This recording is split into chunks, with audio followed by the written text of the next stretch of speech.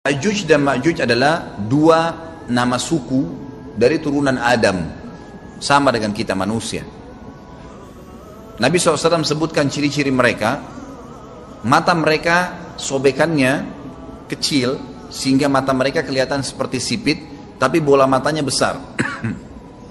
Mereka memiliki rambut yang keriting dan mereka memiliki poster yang umumnya seperti poster manusia. Hanya saja mereka ini memang menjadi fitnah, tanda-tanda hari kiamat. Mereka tidak berbaur dengan manusia yang lain. Salah seorang di antara mereka tahu kalau dia akan mati kalau sudah memiliki anak 1000. Tidak ada pengikutnya dari manusia biasa. Pada saat saya pelajari tentang Ya'juj Ma'juj ini tingkat 3 kuliah, kurang lebih waktu itu tahun 96, 97. Dosen saya membuka kitabnya membahas masalahnya. Saya sempat tanya sendiri, saya bilang, Syekh, jumlahnya Ya'juj Ma'juj itu berapa banyak?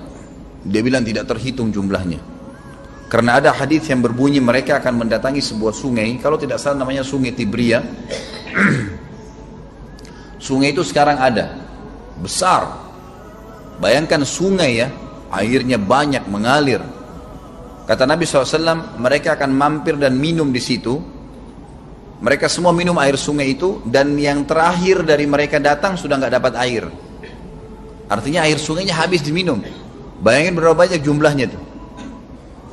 Satu Jakarta aja sekarang kalau minum air sungai Ciliwung nggak habis.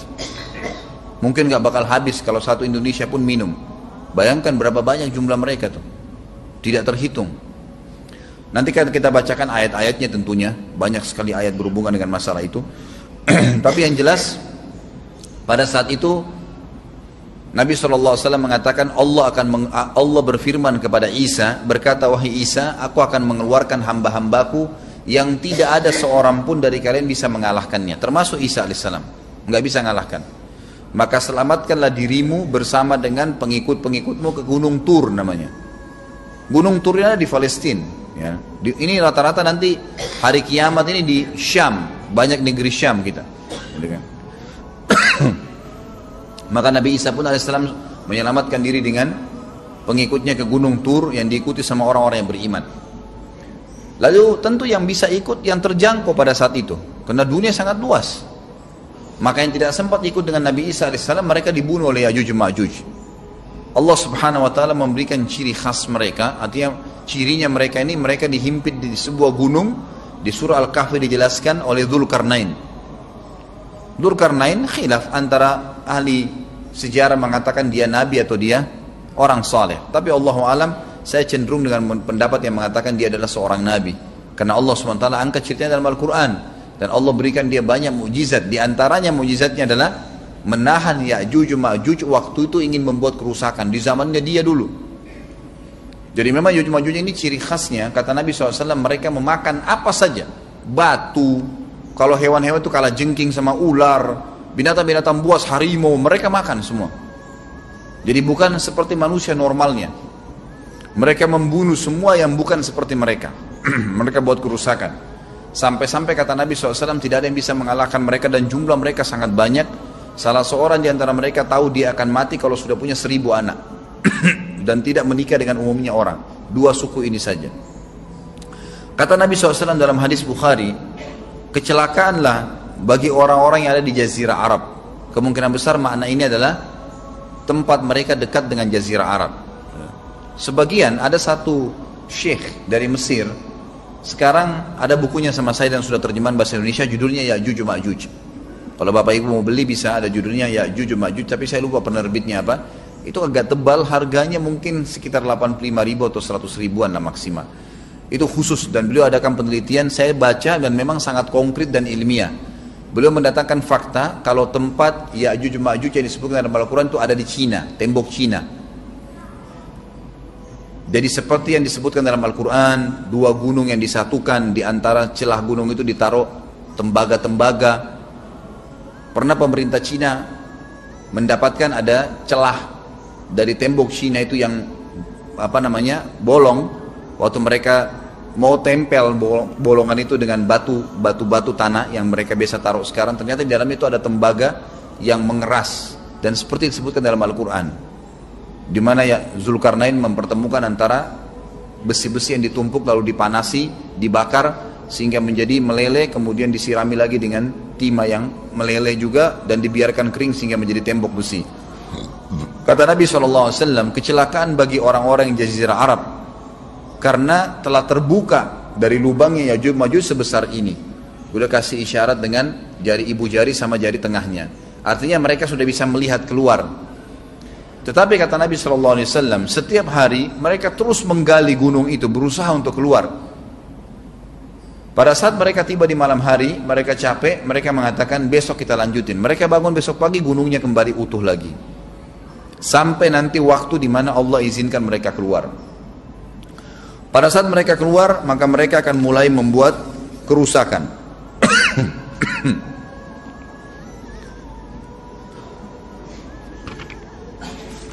Saya coba jaringan dalilnya.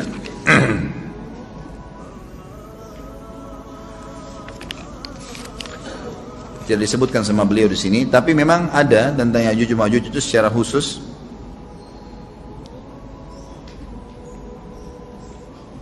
Ya ini, ada di halaman 82 ya. Al-Anbiya 96 sampai 97 ayatnya. A'udzu billahi minasyaitonir rajim hatta idza futihat Ya'juj wa Ma'jujuhum min kulli hadabin yansilun waqtarabal wa'dul haqq fa idza hiya syakhisatun absarul ladina kafaru ya wailana qad kunna fi ghaflatin min hadza bal kunna zalimin.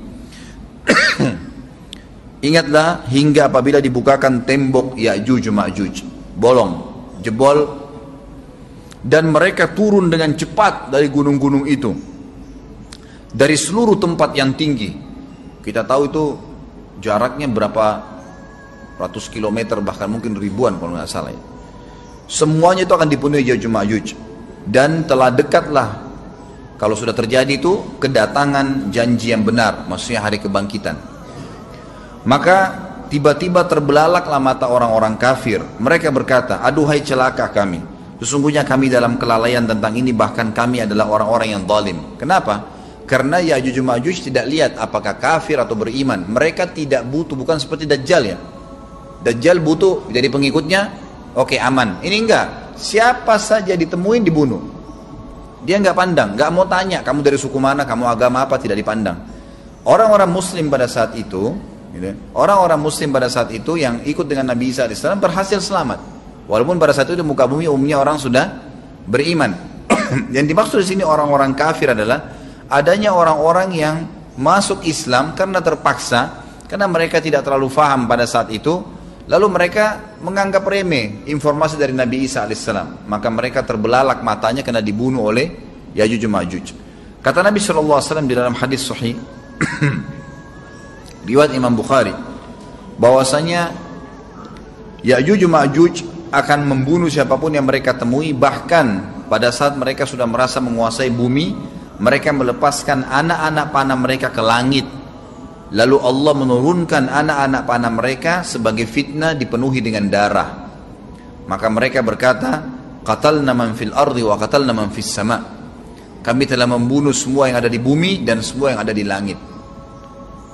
Maka sebagai penutup dalam bahasan itu, kata Nabi SAW, Allah lalu mengizinkan Isa untuk berdoa kepada Allah agar memusnahkan mereka.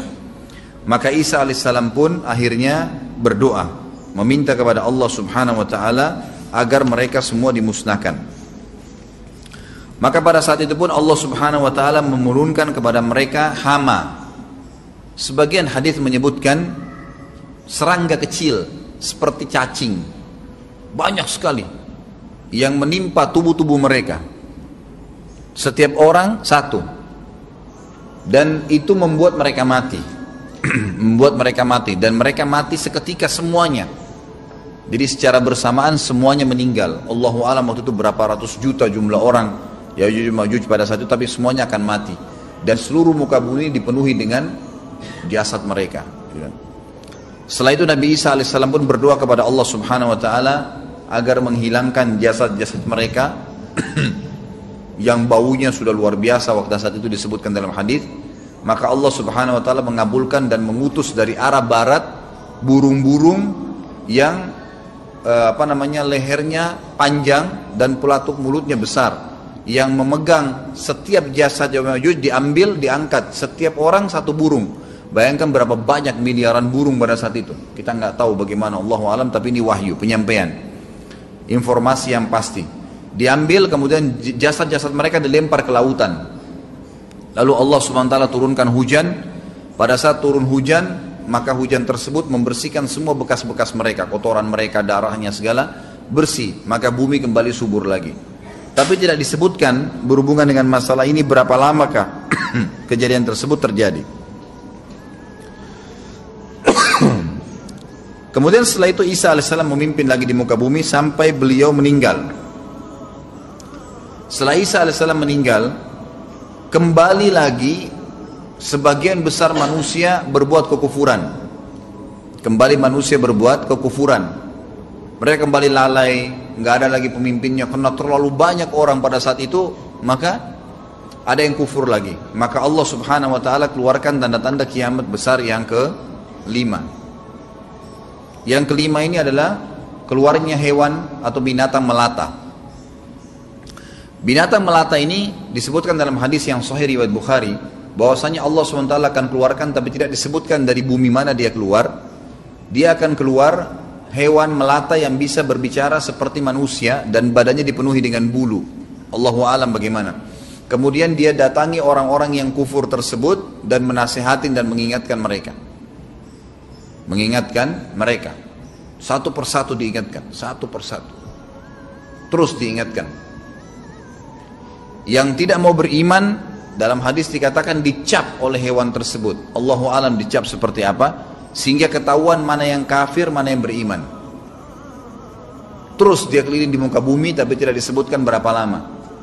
Dia cuman mendakwai, meluruskan. Yang beriman sudah, yang tidak beriman dicap sama dia. Ada tanda, oh ini berarti kafir. Seperti itu saja. Lalu kemudian Allah lenyapkan si dabbah ini. Kemudian datang tanda-tanda kiamat yang ke-6. Tanda-tanda kiamat yang ke-6 yang lebih banyak dipilih oleh para ulama adalah terjadinya tadi 3 gerhana. 6, 7, 8. Itu berentetan semua. Longsor besar di timur, di barat, dan di jazirah Arab. Ini tanda-tanda kiamat terjadi serentak. Sudah 8. Kemudian terjadi yang ke-9, keluarnya api dari negeri atau dari kota Aden. Kota Aden ini di Yaman ya. Subhanallah, baru tadi malam saya lihat cuplikannya di YouTube. Ada wilayah di Aden, di kota Aden sekarang itu, dan itu hasil penelitian internasional. Aden itu dianggap kota yang paling panas di dunia karena di bawah kota Aden itu ada api yang bergejolak, dan api itu bisa keluar setiap saat membakar siapapun. Tentu hadis menjelaskan tentang masalah api yang keluar ini, artinya api bukan main-main, ini bukan kebakaran sebuah masjid atau sebuah bangunan 10 tingkat. Api ini bisa menghalau manusia untuk jalan karena panasnya. Sebagian riwayat menjelaskan api tersebut akan berdiri seperti gunung yang besar dan dari seluruh pelosok dunia bisa kelihatan. Kita bisa bayangkan bagaimana itu. Yang akhirnya akan menggiring atau menghalangi orang-orang untuk jalan, susah. Sebagian ulama hadis mengatakan mereka nggak bisa jalan, tidak bisa ada penerbangan, tidak bisa ada orang jalan karena panasnya bumi ini dari api tersebut. Dan subhanallah, tadi malam saya lihat cuplikannya, Bapak Ibu bisa ketik kalau tidak salah atau ditulis di YouTube itu api di kota Aden. Dan itu diambil gambaran amatir ya, orang mengambil sendiri itu. Jadi ada beberapa wilayah tanah di wilayah Aden itu memang asapnya keluar. Dan pada saat dikorek di bawah itu memang api, bara api yang besar. Dan itu memang kemungkinan besar akan keluar satu waktu, Allahu alam kapan. Tapi tanda-tanda kiamat. Dan yang terakhir tanda-tanda kiamat sebelum ditiup sangkakala adalah terbitnya matahari dari tempat terbenamnya. Dan ini sudah terakhir sekali. Makanya kata Nabi SAW, taubat akan diterima sebelum matahari terbit dari tempat terbenamnya. Artinya selama yang lain itu masih ada, masih bisa taubat. Kalau sudah itu, sudah sulit. Ini tanda-tanda kiamat. Sebagian ulama menambahkan, ada yang mengatakan sudah masuk waktu.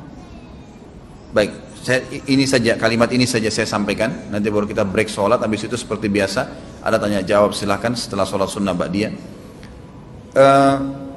Sebagian ulama memasukkan tanda-tanda hari kiamat kecil, ada yang masukkan tanda-tanda kiamat besar. Ada dua hal. Yang pertama itu adalah keluarnya Dzu Suwakatain.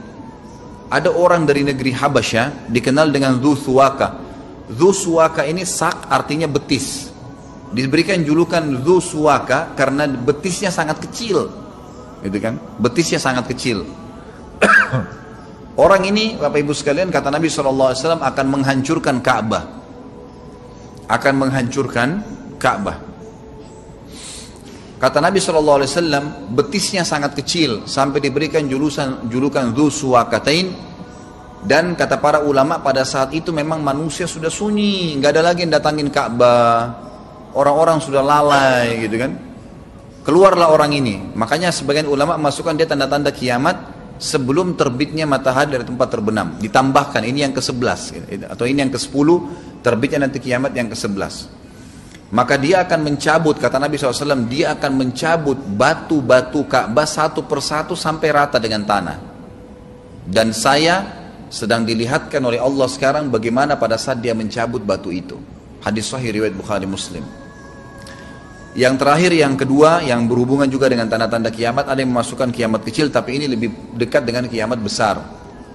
Orang yang terakhir meninggal itu adalah orang dari asli suku Madinah yang sedang mengembala kambing. Ini termasuk tanda-tanda kiamat. Kata Nabi SAW, orang yang terakhir meninggal dari kalian kalangan manusia. Semua orang sudah mati, tinggal dia sendiri. Tapi dia nggak tahu. Dia lagi mengembala kambing, kemudian dia masuk dengan gembalanya ke kota Madinah, ditemukan semuanya tidak ada kehidupan. Nggak ada orang, nggak ada binatang, nggak ada apa-apa, tinggal dia sendiri. Pada saat dia meletakkan telapak kakinya di kota Madinah, maka pada saat itu dia meninggal. Dan inilah manusia terakhir meninggal sebelum ditiup sangkakala terakhir, gitu kan. Allahu alam. Ini yang kita bisa sampaikan. Insya Allah kita akan kembangkan dengan pertanyaan. Tapi mungkin sebelum pertanyaan, saya coba akan membahas beberapa dalil insya Allah setelah sholat ba'diyah nanti. Subhanakallahumma bihamdika asyhadu an la ilaha illallah astaghfirullah wa atubu ilaih. Wassalamualaikum warahmatullahi wabarakatuh.